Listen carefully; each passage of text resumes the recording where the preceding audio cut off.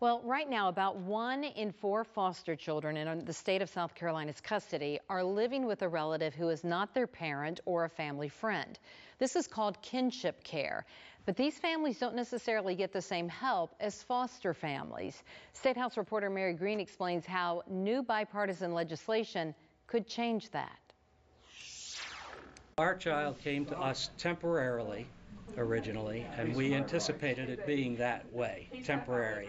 And within a couple of few months, we realized it's not temporary. Daryl McCulley spoke about his experience as a kinship caregiver for his grandchild to a state Senate panel this week. He's advocating for them to pass a bill he believes would help more South Carolina kinship caregivers and the children for whom they care. Considering child outcomes are typically better when placed with kin, why wouldn't we support doing the same for kinship care as we do for foster care? The proposed program is designed to support permanent placements of kids and teens with people they already know, getting them out of the foster system forever. It's really important when these kids have trauma for them to be able to begin that healing process, and that's best done with family and friends that they know. The bill would provide kinship caregivers with more legal authority to care for children, which they say would make processes like obtaining birth certificates easier. These kids come to people in the middle of the night, literally come to a grandparent or a family member in the middle of the night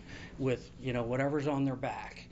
And they have no help to make these things happen. The legislation would also establish a kin gap program, allowing kinship caregivers to receive financial assistance similar to what foster families get from the government. A legislative estimate says the federal government can give South Carolina about $500,000 next year for this, while the state would also have to put in about $1.2 million of its own money. South Carolina is one of just 10 states that hasn't tapped into this federal funding, though it's been around for about a decade. McCulley says this bill would especially help grandparents and older relatives living on fixed incomes. They don't want to let the child go into foster care because it's a child, it's a family member and so on, and they want to take care of the child.